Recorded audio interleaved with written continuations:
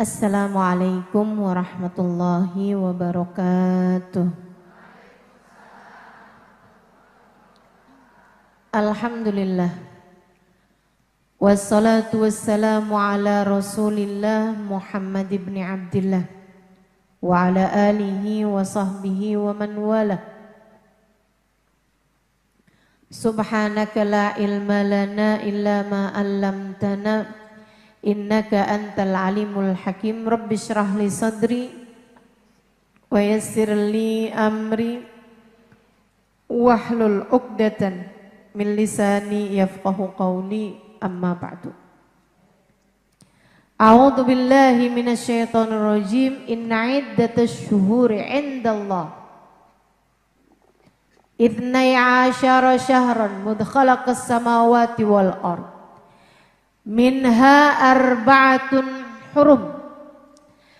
Kata Allah dalam Al-Quran, sesungguhnya jumlah bulan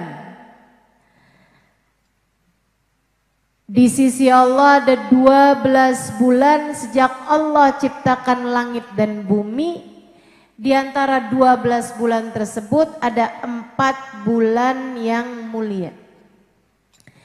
Nabi Muhammad menerangkan tentang 4 bulan mulia ini dalam hadis beliau, thalatha sard wahid fard.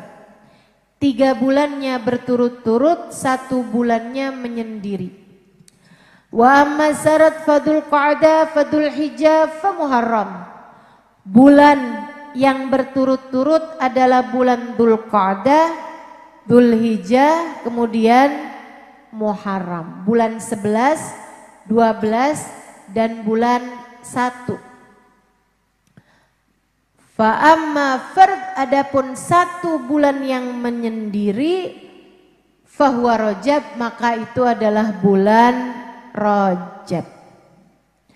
Bulan yang sangat dimuliakan di sisi Allah, bulan yang sangat dicintai di sisi Allah, dan bulan yang sangat dicintai bagi baginda kita Nabi besar Muhammad sallallahu alaihi wa ala alihi wa sahbihi wasallam.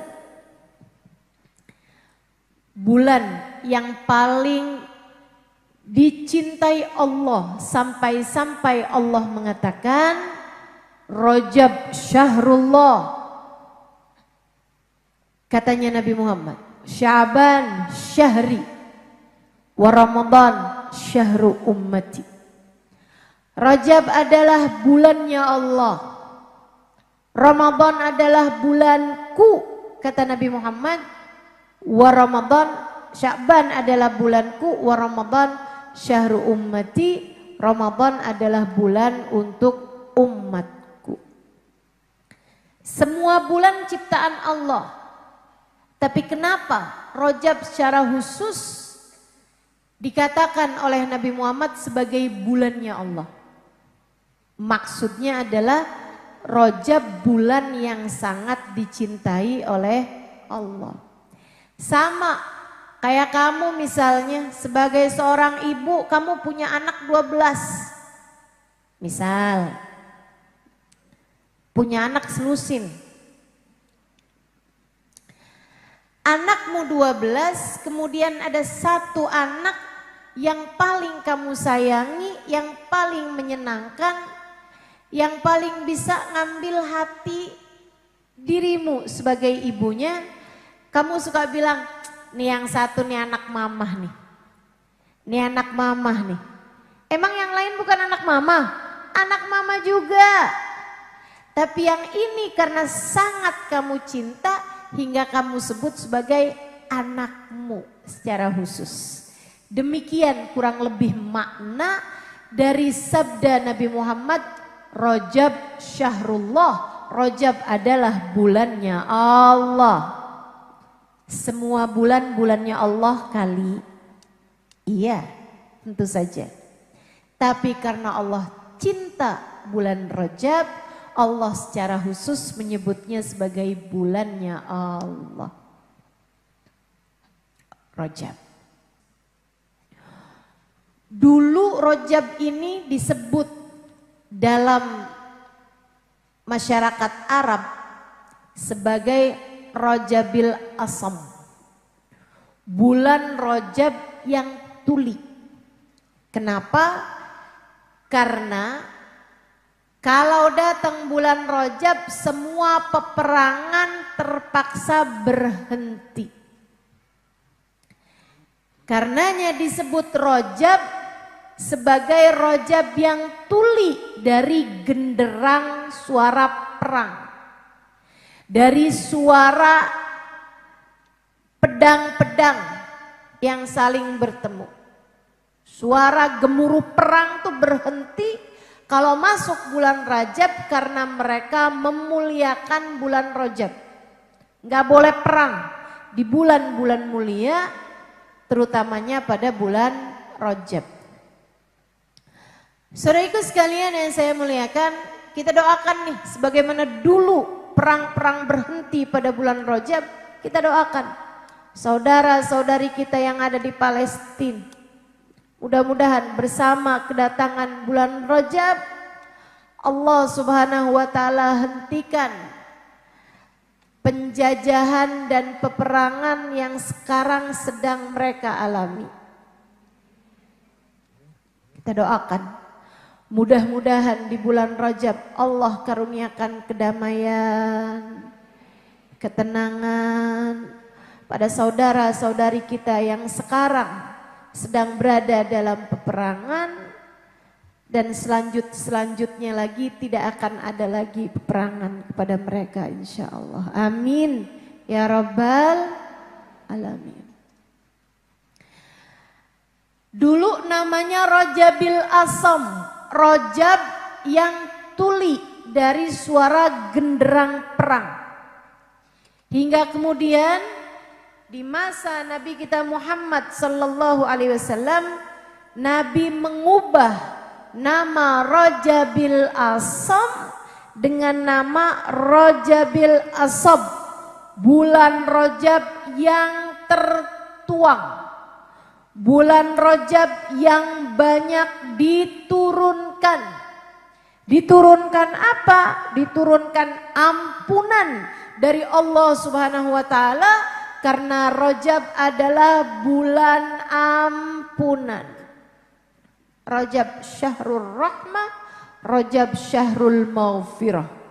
Rajab bulan turun rahmatnya Allah, Rajab bulan turun ampunan-ampunan dari Allah Subhanahu wa taala jalla jalaluhu wa ta'ala azamatuh.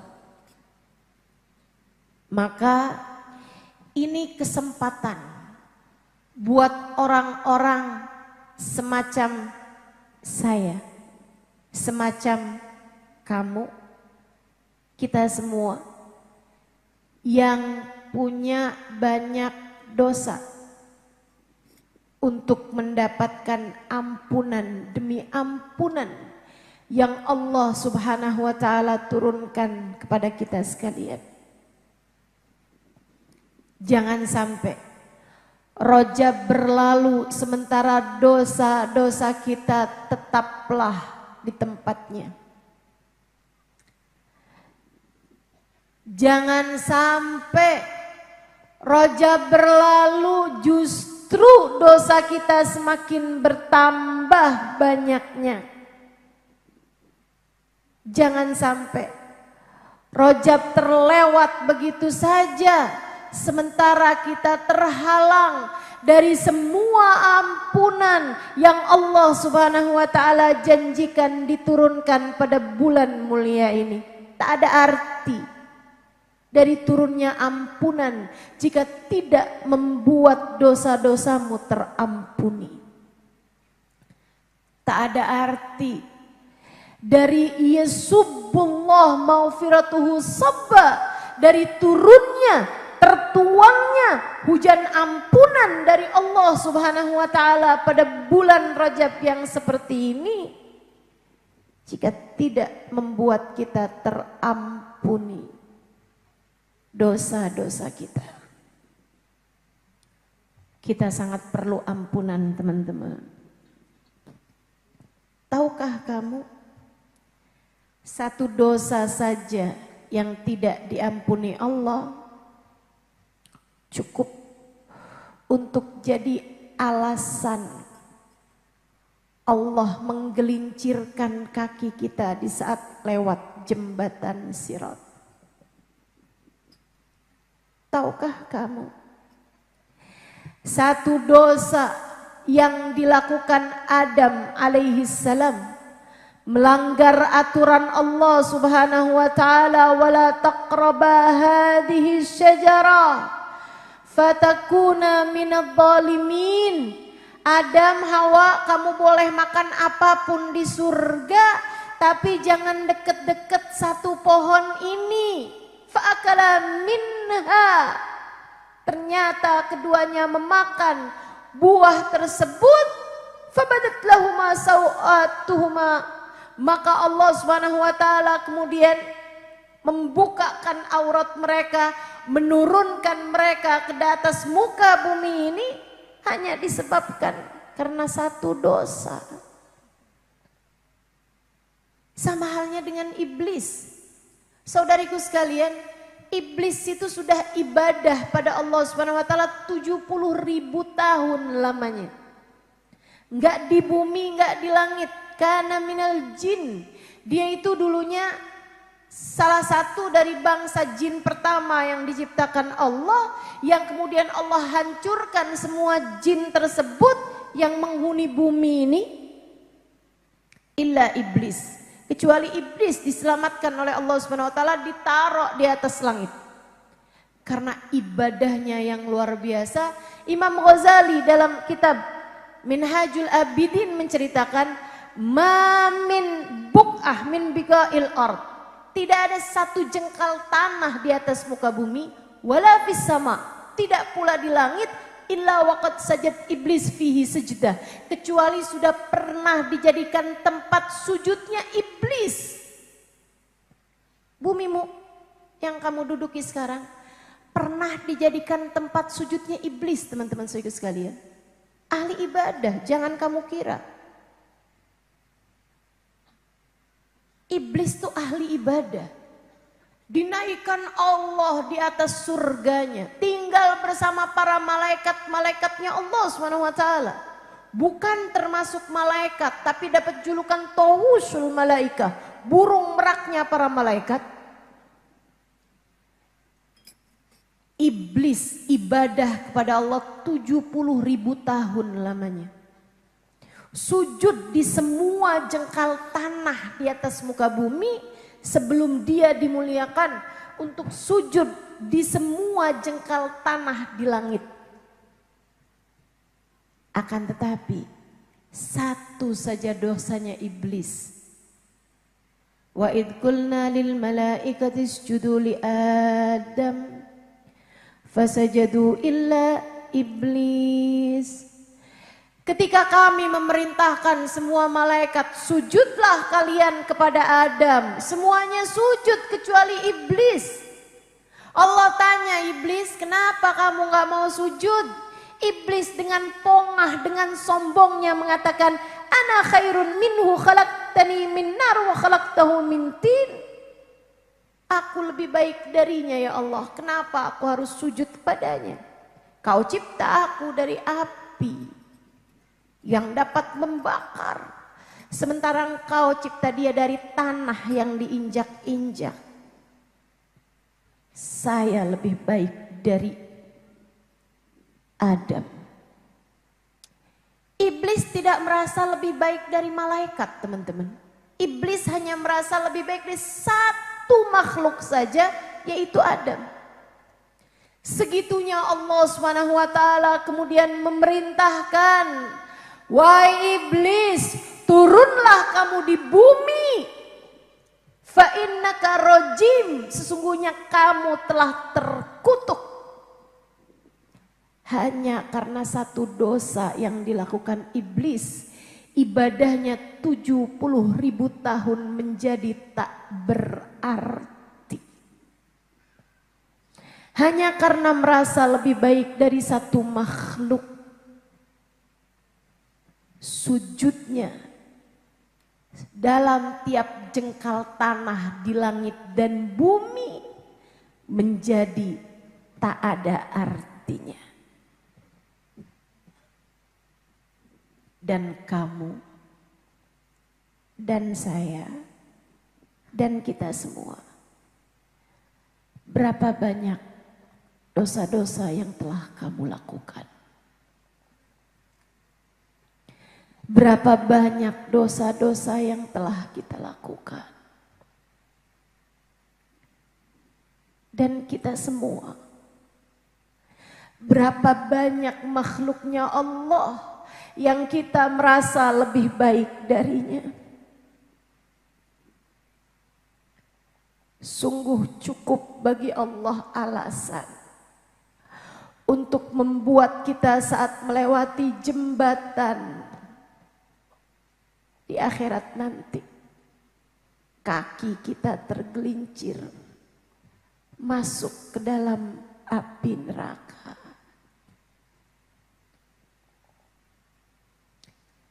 Andai Allah mau memperhitungkan dosa-dosa kita, tak ada siapapun di antara kita yang selamat. Kalau Allah mau menghitung dosa-dosamu, saya rasa kamu tak akan selamat. Kalau Allah mau menghitung dosa-dosaku, aku tak akan pernah selamat.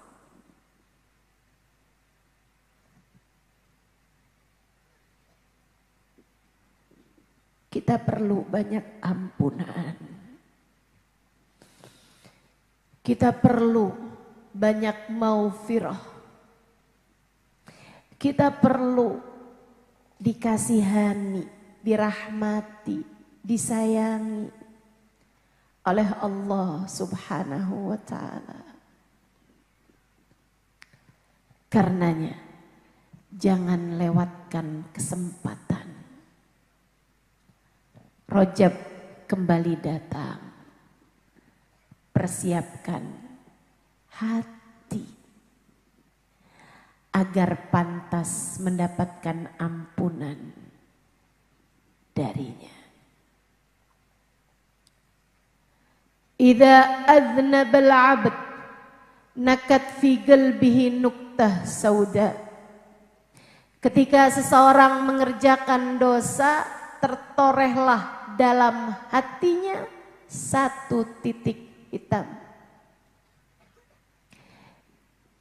Ketika ia bertaubat memohon ampunan, Allah pun menghapuskannya.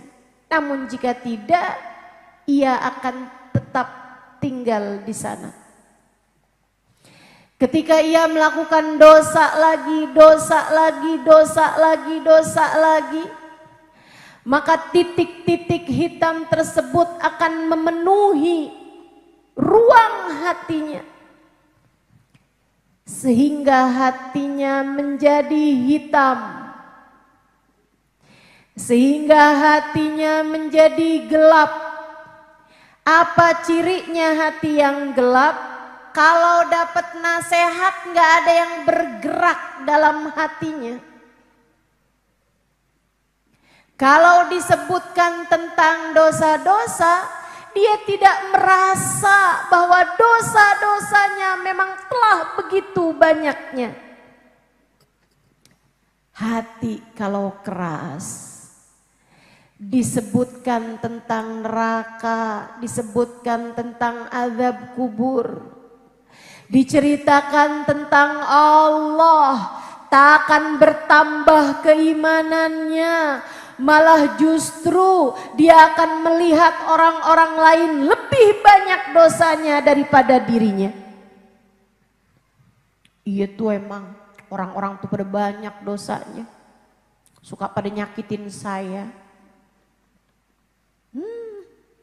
Bulan Rajab kayak gini nih pada perlu tuh sama ampunan.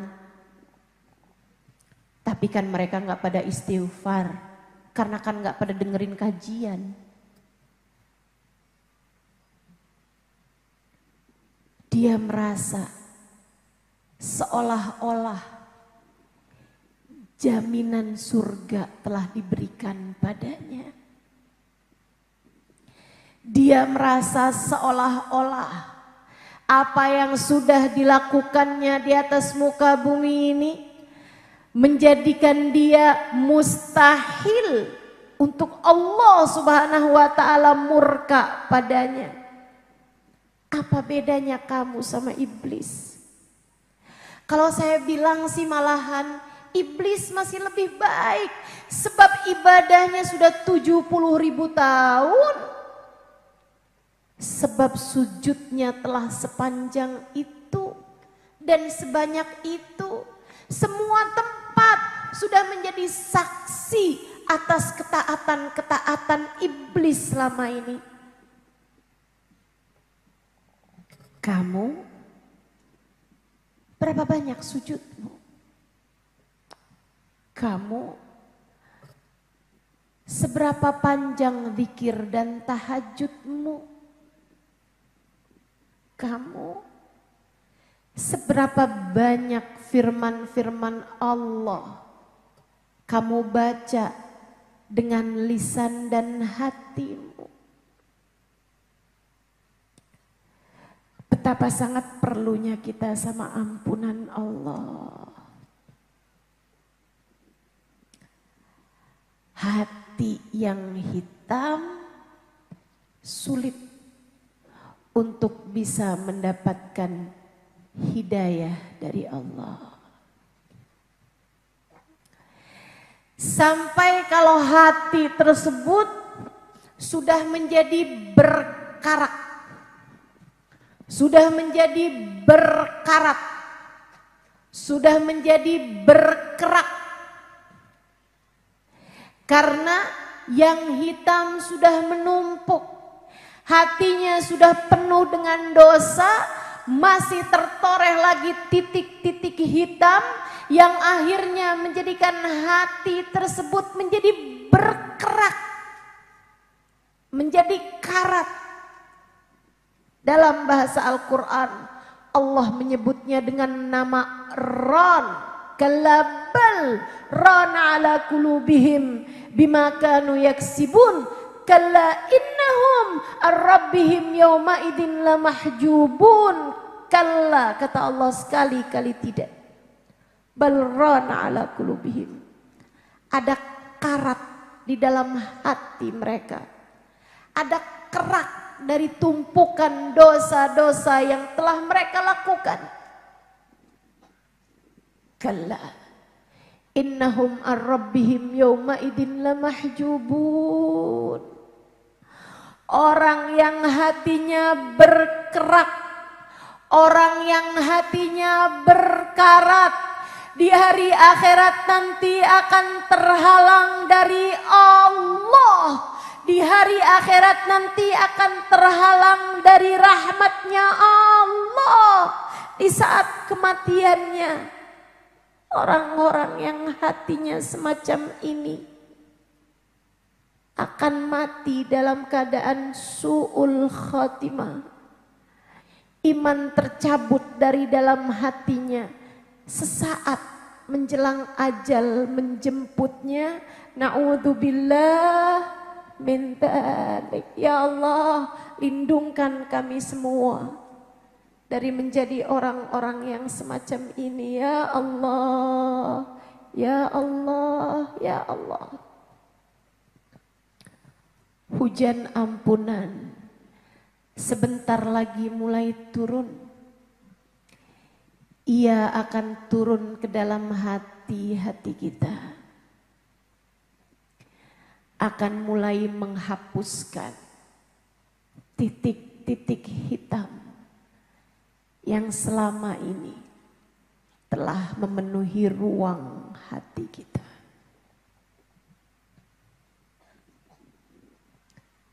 Jangan sampai kamu tidak mendapatkannya. Jangan sampai kamu gak kebagian darinya. Perbanyaklah istighfar di bulan Rajab. Bacalah senantiasa permohonan ampunmu kepada Allah. Dengan lisan-lisanmu dan dengan hatimu. Mohonlah ampunan kepadanya. Bacalah banyak-banyak di bulan Rajab Sayyidul Istighfar, yang semua dari kita saya rasa sudah menghafalnya. Diajarkan baginda kita Nabi besar Muhammad sallallahu alaihi wa ala alihi wa sahbihi wasallam. Allahumma anta rabbi la ilaha illa anta khalaqtani wa ana abduka wa ana ala ahdika wa wa'dika mastata'tu abu'u laka bi ni'matika alayya wa abu'u bi dhanbi faghfirli fa innahu la yaghfiru dhunuba illa anta.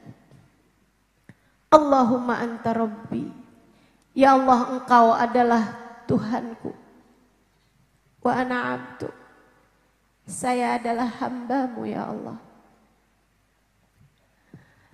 wa ana ala ahdika wa wa'dika mastata'tu, aku memiliki perjanjian denganmu ya Allah, akan aku laksanakan sekemampuanku.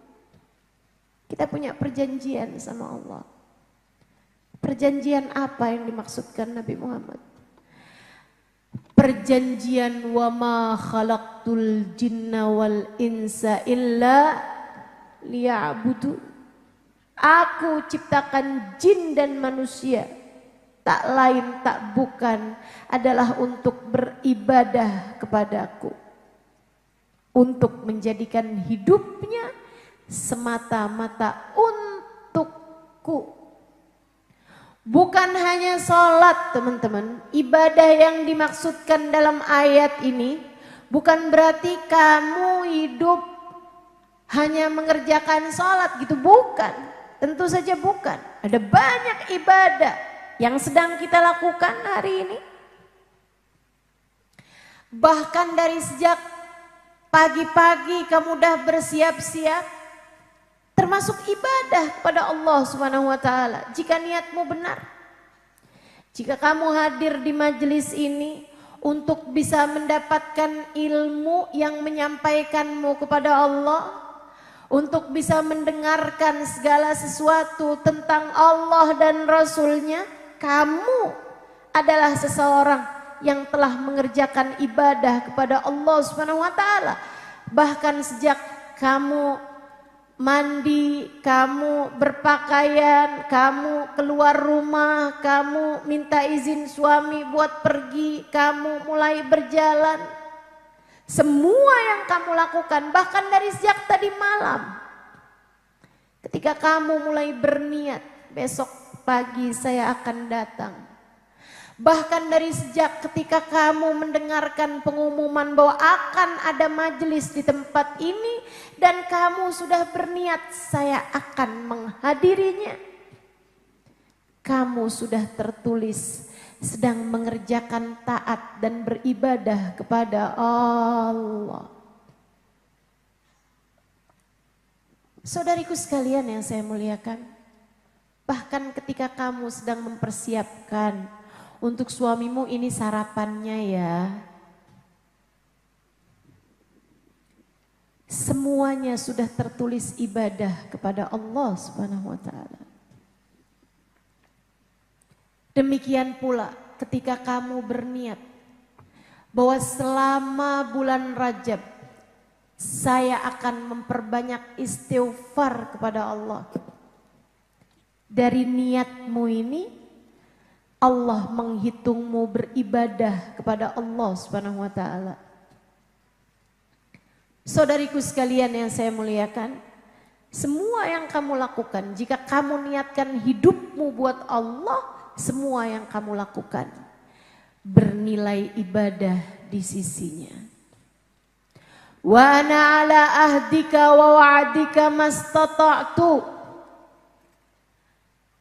a'udzubika min syarri ma sana'tu. Aku berlindung ya Allah kepadamu atas dosa demi dosa yang lagi-lagi aku kerjakan. Abu'u laka bi ni'matika alayya. Ya Allah, Engkau datang kepadaku dengan nikmat-nikmat darimu yang tak ada habisnya, yang tak mampu aku hitung. Sedari tadi pagi ini kamu bangun dalam keadaan sehat.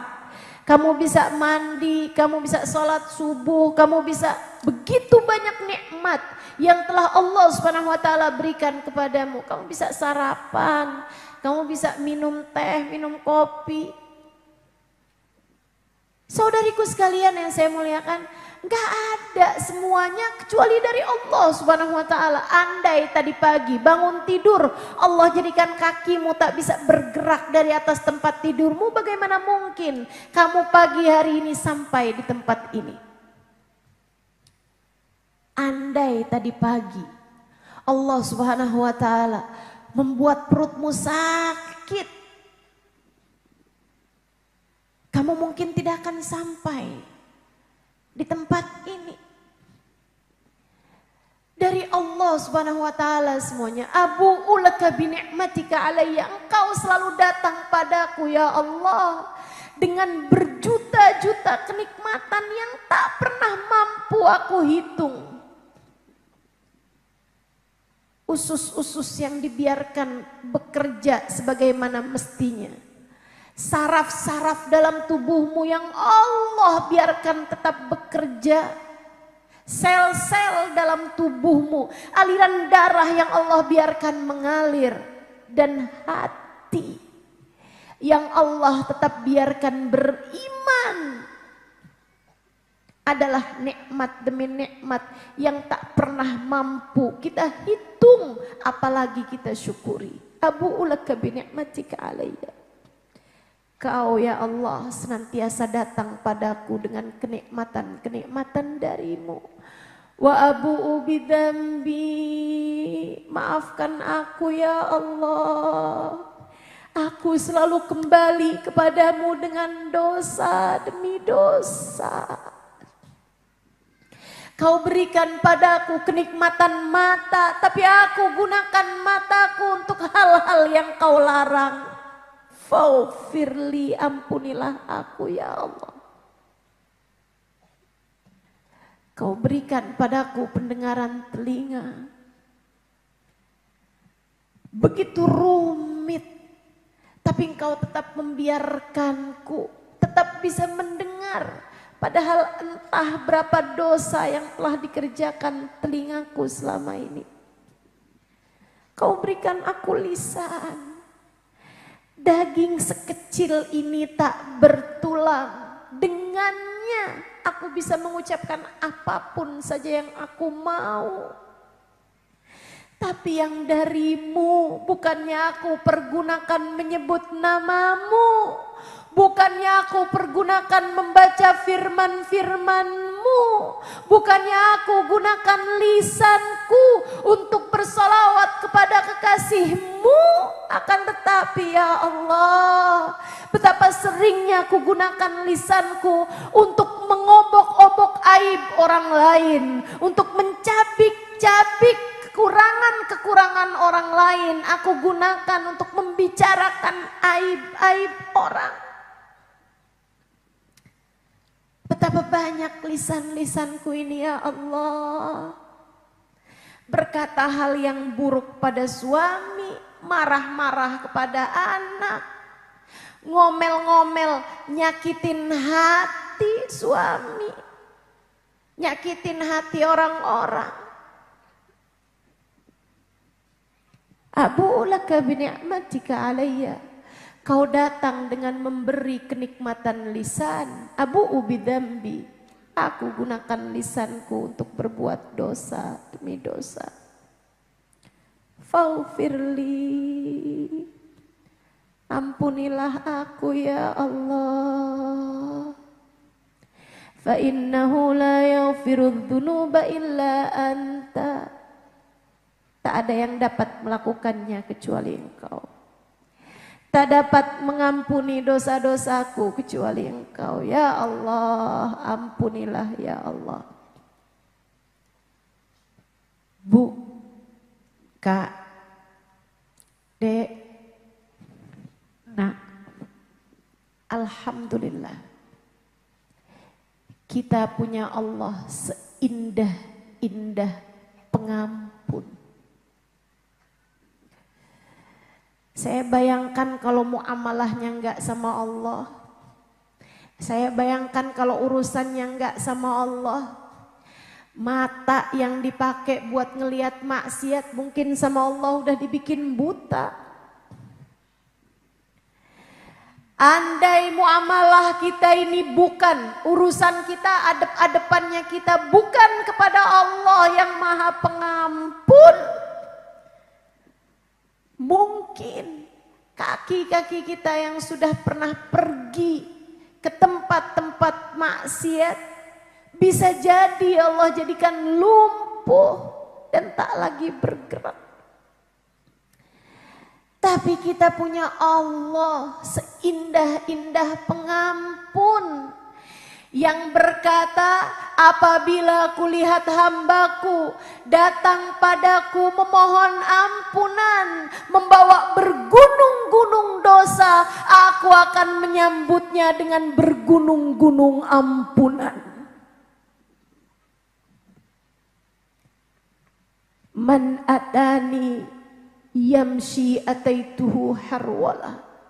Siapa yang mendekat padaku dengan berjalan, aku akan datang mendekat padanya dengan berlari. Man tagarraba ilayya shibra taqarrabtu ilaihi dhira'a. Siapa yang mendekat padaku satu jengkal, kata Allah dalam hadis qudsinya, aku akan mendekat kepadanya satu hasta.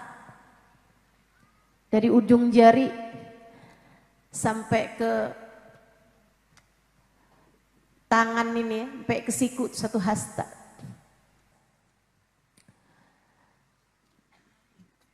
Kata Allah, man tagarraba ilayya dhira'a. Siapa yang mendekat kepadaku satu hasta, aku akan mendekat kepadanya ba'a, satu depa. Dari ujung jari sampai ke ujung jari yang lainnya, satu depa. Siapa yang mendekat padaku dengan berjalan, aku akan mendekat padanya dengan berlari.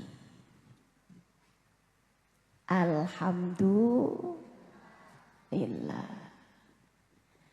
Karenanya kita perlu segera mendekat kepada Allah untuk mendapatkan ampunan-ampunan Allah.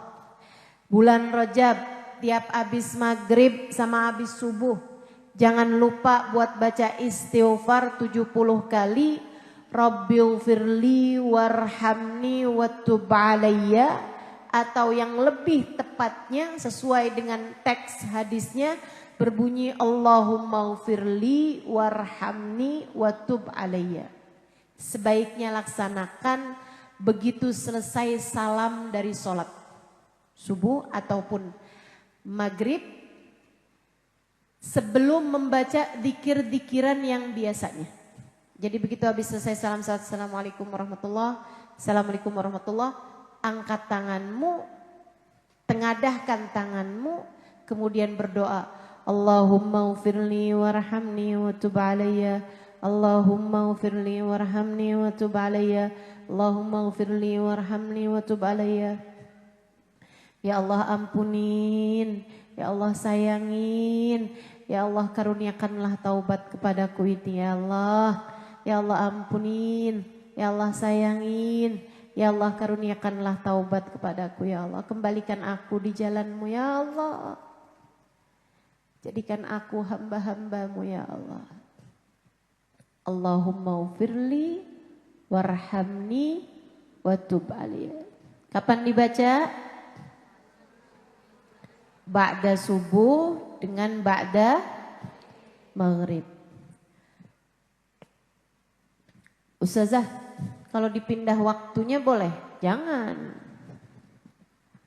Habis subuh sama habis maghrib. Kalau yang habis maghribnya, kalau kamu nggak bacanya habis maghrib, boleh kamu baca ba'da isya. Ba'da asar boleh? Jangan. Ba'da asar belum masuk waktu malam. Jadi awal pagi dengan awal malam. Selama bulan Rajab dibaca berapa kali? 70 kali. Gimana bacanya? Allahumma ufirli warhamni wa tub alayya. Dibaca terus. Katanya Nabi Muhammad, siapa yang baca ini sepanjang bulan Rajab, haramallahu sya'rahu wa basyarahu minan nar. Allah akan lindungkan dirinya, kulitnya dan rambutnya dari siksa api neraka. Allah akan halangkan dirinya dari siksa api neraka. Allah akan ampuni dosa-dosanya. Mudah-mudahan Allah mudahkan untuk kita dapat mengamalkannya, insya Allah. Amin. Niat ngamalin, Bu? Insya Allah. Saudariku sekalian yang saya muliakan, bulan Rajab, bulan turunnya banyak sekali ampunan. Dan di bulan Rajab ini pula lah Allah Subhanahu wa taala menghadiahkan karunia yang membuat Nabi Muhammad mencintai bulan Rajab. Menghadiahkan buat Nabi Muhammad peristiwa agung, yaitu peristiwa Isra dan Mi'raj. Hadiah tertinggi yang Allah Subhanahu wa taala berikan kepada seorang hamba. Diangkat, dinaikkan, menembus dari perjalanan bumi dari Mekah ke Masjidil Aqsa, kemudian dari Masjidil Aqsa dibawa naik terus menembus langit demi langit, langit demi langit hingga Sidratul Muntaha wa kana qaba qausaini au adna. Hingga sampai di Sidratul Muntaha, puncak tertinggi. Udah puncak tertinggi pula. Kana qaba qausaini au adna. Didekatkannya Nabi Muhammad sedekat-dekatnya. Dipertemukannya Nabi Muhammad dengan Allah Subhanahu wa taala Tuhannya. Allah mempertemukan dirinya dengan manusia terkasih di sisinya, baginda kita Nabi besar Muhammad sallallahu alaihi wa ala alihi wa sahbihi wasallam. Saudaraku sekalian, tahun 2016 saya berangkat ke Aqsa, Masjidil Aqsa. Selain daripada berangkat umroh, itu teman-teman, batu yang dijadikan tempat startnya Nabi Muhammad, tempat naiknya Nabi Muhammad ke langit, itu batunya diikat pakai banyak sekali tali. Bagian bawahnya ada tali-tali yang ikat. Saya heran kenapa kok batu pakai diikat. Batu tuh udah berat. Batu tuh kalau kita mau taruh di tanah nggak usah pakai diikat. Kalau ditaruh di atas baru diikat. Kan begitu? Biar nggak jatuh ke tanah. Nah kalau udah di tanah ngapain diikat? Itu teman-teman, batunya Isra Mi'raj itu pakai diikat dengan banyak tali. Kenapa gitu? Karena dia itu waktu Nabi Muhammad naik kepengen ikutan naik juga. Oke, sampai sekarang tuh ada iketan-iketannya tuh batunya. Saudaraku sekalian yang saya muliakan, malam terakhir saya di Kudus, di Yerusalem, di Baitul Maqdis. Habis pulang dari sholat Isya, itu sebelum subuhnya saya udah berangkat ke umroh. Saya lewatin masjid yang ada batu besarnya itu ya, batu Mi'rajnya Nabi. Tapi waktu itu masjidnya tuh udah mulai mau dikunci, udah lagi dikunci-kunciin gitu sama marbotnya. Saya dengan beberapa teman kepengen sholat witir di situ gitu. Sebagai malam terakhir saya, dan saya nggak tahu apakah nantinya kapan lagi bisa pergi ke Aqsa lagi. Karena memang negeri itu kan banyak sekali kejadian-kejadian yang tidak terduga ya, seperti saat sekarang.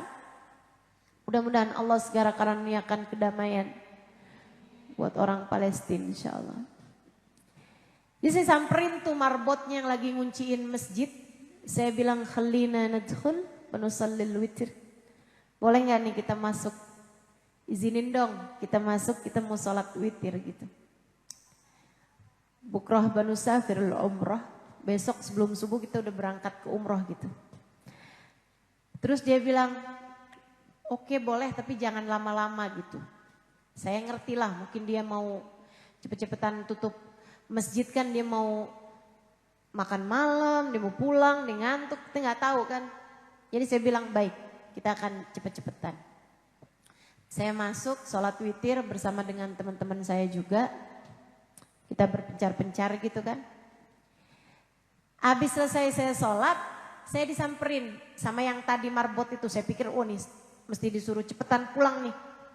Terus dia nanya, Araftil Arabiyah? Dia bilang kamu ngerti bahasa Arab?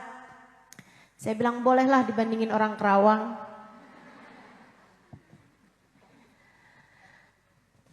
Saya bilang bolehlah, dikit-dikit saya ngerti. Dia bilang ta'al bu'urwik. Dia bilang sini deh, saya mau tunjukin kamu sesuatu. Saya ajakin semua teman-teman saya tuh. Dia bilang ayo ikut-ikut. Saya nggak tahu nih dia mau ngapain kan. Dia ngajak saya ke batu yang besar itu tadi yang jadi pijakannya Nabi ketika Mi'raj. Di situ ada satu lubang. Dia bilang, adkhili yadik, masukin tangan kamu ke dalam situ. Saya curiga ya kan. Ada ular gimana di dalam? Tapi saya liatin dia kayaknya nggak mau nipu gitu. Jadi saya masukin juga tuh tangan saya. Habis itu dia bilang syammi yadik. Kamu pegang batu di situ dibilang, tapi memang karena kecil lubangnya kan udah pasti tuh kepegang. Dia bilang syammi yadik, cium tangan kamu. Saya cium tangan saya wangi banget. Enak banget. Saya jadi mikir, oh dia tukang jual minyak wangi. Dia mau promo. Saya tanya, wangi, saya bilang, bisa saya dapat di mana nih minyak wanginya? Terus dia bilang nggak tahu saya. Oh berarti dia nggak jualan minyak wangi nih. Saya bilang ini minyak apa nih? Dia bilang lagi nggak tahu saya. Dari sejak kami kecil, kami suka masukin tangan kami ke situ karena dia wangi. Tanpa pernah ada yang taruhin minyak wangi. Bahkan orang-orang tua kami semuanya bercerita bahwa tempat itu, lubang itu wangi dari mereka kecil. Jadi emang dari dulunya udah wangi gitu. Dia bilang kabarnya lubang ini jadi wangi karena dulu beberapa helai jenggotnya Nabi Muhammad jatuh ke lubang tersebut. Membuat dia sampai sekarang berbau wangi. Itu Nabi tuh. Jenggotnya doang teman-teman. Jatuh ke lubang. Lubangnya jadi wangi. 1400 tahun. Kebayang kayak apa wanginya Nabi Muhammad. Pantes aja. Sahabat tuh cerita, kami kalau lagi bicara sama Nabi Muhammad, lagi ngobrol nih barengan sama Nabi, ka'annal miska yakhruju min fi, kayak bau wangi kasturi, bau wangi misik berkeluaran dari mulut beliau itu. Wangi banget. Idza jalasa fi majlisin baqiyatibuhu fihi ayyaman wa in taghayyab. Nabi kalau duduk di suatu tempat Aroma wanginya keciuman berhari-hari. Meskipun Nabi sudah tidak ada lagi di tempat tersebut. Jadi orang tuh kalau Nabi habis bertamu 4-5 hari kemudian ada orang bertamu lagi di situ. Wangi banget nih tempat. Ruang tamumu kok wangi banget sih? Iya, Nabi habis dari sini. Oh, tadi pagi, bukan 4 hari yang lalu. Baginda kita Nabi besar Muhammad. Idza marra bi tariqin urifa min tibihi annahu qad marra fi. Para sahabat nih yang cerita. Nabi kalau habis jalan di sebuah jalanan, kami tahu Nabi habis lewat di mana dari aroma jalan tersebut. Jadi kalau ada sahabat pengen ikut rombongan Nabi Muhammad tapi nggak tahu Nabi tadi lewat jalan yang mana, tinggal ngendus saja. Oh nggak habis lewat sini nih nggak ada baunya Nabi. Cari lagi jalannya. Ah ini dia nih Nabi Muhammad. Ini dia nih baunya Nabi Muhammad. Wangi gitu. Sallallahu alaihi wa alihi wasallam. Saudaraku sekalian, kita sekarang udah susah nyari aromanya Nabi Muhammad. Sedikit-sedikit yang bisa kita dapat, kita dapat. Saya salah satu dari yang beruntung. Tapi sisanya udah nggak bisa kita dapetin lagi teman-teman. Tapi tenang, tenang. Bukan itu yang kita mau cari sesungguhnya. Allah tuh dengan dibuatnya Nabi Muhammad sewangi itu lagi mau ngajarin kita. Hatimu bisa sebegitu wanginya. Kalau di dalam hatimu terdapat cinta kepada Nabi Muhammad. Hatimu bisa sebegitu indahnya. Jika di dalam hatimu terdapat cinta kepada baginda Nabi besar Muhammad. Sahibul Isra wal Mi'raj yang telah Allah anugerahi kepadanya Isra dan Mi'raj. Maka merayakan Isra dan Mi'rajnya Nabi Muhammad adalah bertanya kepada hati kita sendiri. Kepada hati kita masing-masing. Adakah cinta kepada Nabi Muhammad telah bertahta di dalam hatimu itu? Adakah hatimu telah kenal rasa cinta kepada baginda Nabi besar Muhammad sallallahu alaihi wa ala alihi wa sahbihi wasallam? Dialah manusia paling tercinta di sisi Allah. Allah tak pernah mencintai siapapun dan apapun lebih daripada cintanya kepada Nabi besar Muhammad. Hingga semua yang ada kaitan dengan Nabi Muhammad menjadi dicinta di sisi Allah, menjadi mulia di sisi Allah, dan menjadi sesuatu yang sangat-sangat indah, bahkan lubang yang pernah kejatuhan jenggotnya Nabi Muhammad. Ia menjadi lubang yang wangi meski telah berjarak 1400 tahun darinya. Saudariku sekalian yang saya muliakan, hatimu jika ia telah dijatuhi cinta kepada baginda Nabi besar Muhammad, sangat mungkin untuk menjadikan hatimu dituruni cintanya Allah. Dan jika Allah telah mencintai hatimu, jika Allah telah mencintai batu, lobang aja bisa bertahan 1400 tahun dan akan terus bertahan entah sampai kapan. Bayangkan jika hatimu telah dicintai oleh Allah. Bu, kalau hatimu telah dicintai oleh Allah, Allah akan bersihkan hatimu dari noda-noda hitam, bahkan dari kerak ataupun karat yang telah ada dalam hatimu itu. Jika hatimu dicinta oleh Allah, Allah akan hiaskan hatimu dengan keindahan demi keindahan sifat dan perilaku.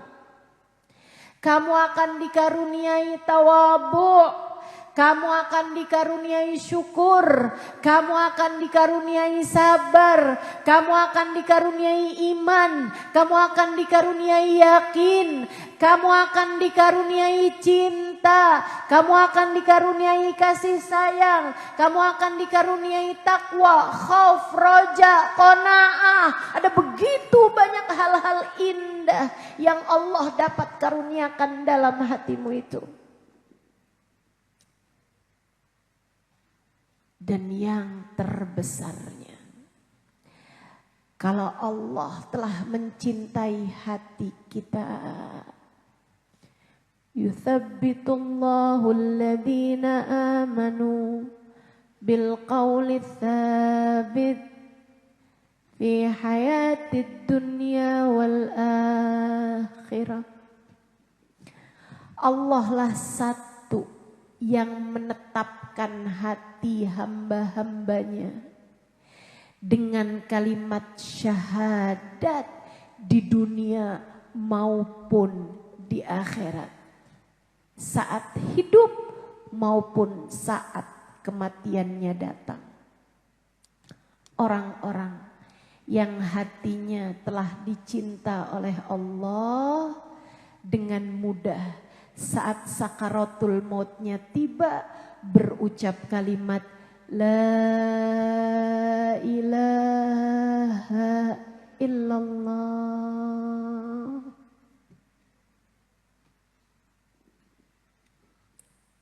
Hatimu sudahkah dicinta?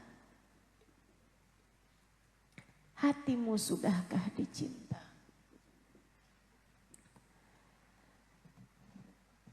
Sebab kalau hatimu dicinta, sakaratul mautmu akan ringan.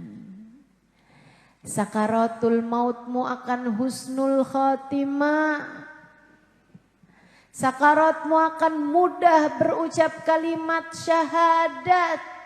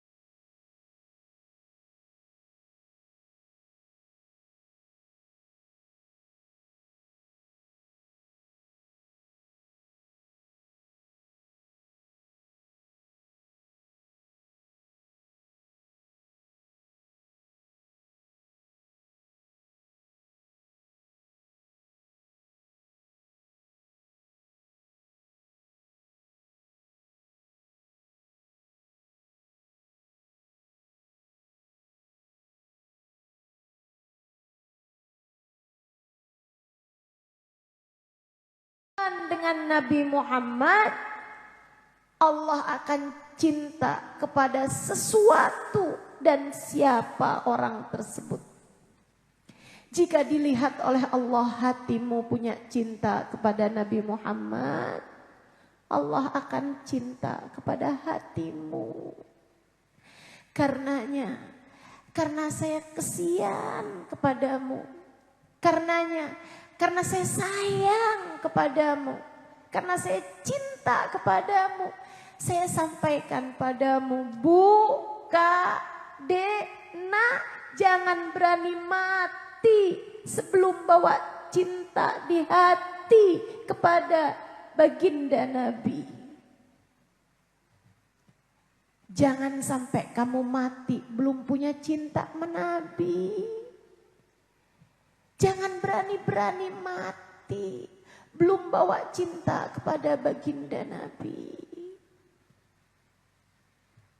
Pastikan itu.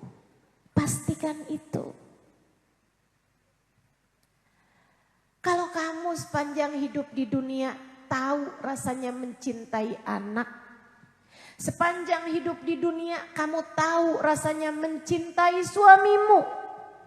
Hingga kalau kamu terpisah beberapa hari darinya kamu merasa rindu. Tanyakan pada hatimu. Adakah kamu cinta kepada Nabi Muhammad? Cinta bukan urusan kata-kata, Bu. Cinta bukan sekedar ucapan, Dek. Kamu bisa aja bilang aku cinta Nabi Muhammad. Tapi urusannya bukan sekedar kata-kata yang keluar dari lisanmu itu. Cinta adalah urusan hati. Cinta adalah urusan hati. Tanyakan pada hatimu. Adakah hatimu mencintai baginda Nabi? Seberapa inginmu berjumpa dengannya? Seberapa inginmu memandang indah wajahnya? Ataukah kamu lebih ingin punya mobil yang bagus, punya rumah yang megah, punya anak-anak yang berprestasi? Sebab Nabi ketika bercerita tentang para pecintanya, dalam sebuah hadis Nabi Muhammad menyampaikan, oh syauqan ala ahbabi. Duh rindunya hati ini kepada para pecinta-pecintaku. Wahai Rasul, innama nahan ahbabuk. Kamilah para pecinta-pecintamu wahai Rasul. Antum ashabi. Kata Nabi, kalian sahabat-sahabatku. Kita selalu saja bertemu. Lantas siapa pecinta yang engkau rindukan itu wahai Rasulullah? Mereka adalah umatku. Ja'u min ba'dikum. Datang sesudah kalian. Lam ra'auni. Mereka tidak pernah memandang wajahku. Akan tetapi mereka rindu untuk berjumpa denganku. Dan mereka mau berjumpa denganku. Meski andai menjual seluruh harta mereka sekalipun. Mereka mau menebusku dengan seluruh harta yang mereka punya sekalipun. Kamukah orangnya itu? Jika kamu merasakan cinta di hatimu yang andai untuk berjumpa dengan Nabi, kamu harus mengeluarkan apapun yang kamu punya. Kamu rela melakukannya. Kusampaikan kabar gembira padamu. Nabi mencintaimu lebih daripada cintamu padanya. Nabi berkata sesudahnya, aku akan menantikan mereka di depan telagaku. Merayakan Isra dan Mi'raj adalah bertanya-tanya, sudah seberapa banyak porsi Nabi dalam hati kita? merayakan Isra dan Mi'raj adalah terus-terusan menintrospeksi diri. Sudah berapa banyak tangga kita naiki mendekatkan kita kepada baginda Nabi Muhammad sallallahu alaihi wasallam. Semoga kita tidak mati kecuali setelah cinta di dalam hati kita besar kepada baginda Nabi Muhammad sallallahu alaihi wasallam. Sebuah cinta yang cukup untuk mempertemukan kita dengan Nabi Muhammad. Sebuah cinta yang pantas untuk kita bawa berjumpa dengan baginda Nabi besar Muhammad. Bu, Kak, Dek, Nak, harta dunia ini kalau untuk sekedar makanmu, untuk sekedar hidupmu pasti akan cukup. Allah tak akan pernah membiarkanmu kelaparan. Percaya saya. Rezekimu itu sudah diatur dari langit. Kata Allah, rizqukum fis sama'i wa ma tu'adun. Rezeki kalian sudah selesai aku atur dari langit. Dan apapun yang sudah dijanjikan sudah selesai diatur dari langit. Yang belum dijanjikan adalah keadaanmu di akhirat nanti. Yang belum dijanjikan, apakah matamu kelak dapat memandang wajah Nabi Muhammad? Yang belum dijanjikan, apakah kelak kamu masuk dalam alam kubur? Kuburmu menjadi taman surga ataukah menjadi lubang-lubang api neraka? Maka kalau sisa hidupmu di dunia kamu pakai buat kejar-kejar dunia, kamu pakai buat nyari-nyari harta, terus-terusan gak ada habis-habisnya, hidupmu yang mana yang kamu mau pakai buat nyari jaminan kebahagiaanmu di akhirat nanti? Sementara dunia yang kamu kejar-kejar ini, begitu kamu masuk dalam alam kuburmu, bahkan begitu sakaratmu tiba, sudah tak ada lagi artinya.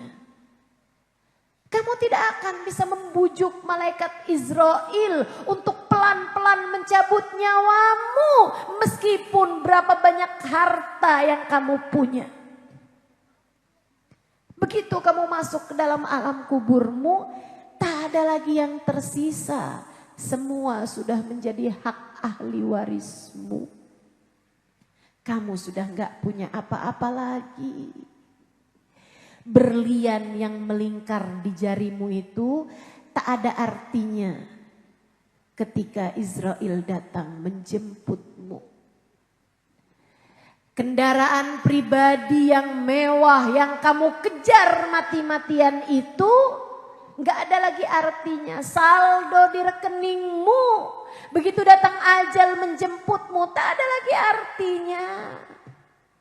Rumah yang kamu bangun dengan susah payah, tak ada lagi artinya.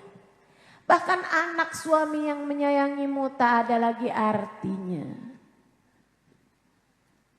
Yang ada artinya hanya tinggal Allah dan Rasulnya. Allah dengan rahmatnya dan Nabi Muhammad dengan syafaatnya. Mari kita baca suratul Fatihah. Kita minta pada Allah SWT. Semoga Allah tidak mematikan kita kecuali setelah Allah karuniakan untuk kita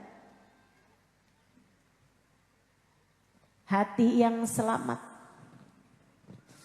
hati yang penuh cinta, kasih sayang Allah SWT,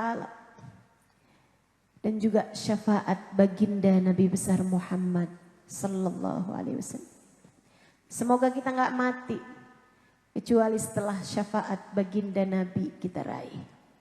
Ala hadhihi niyah wa bikulli niyatin salihah.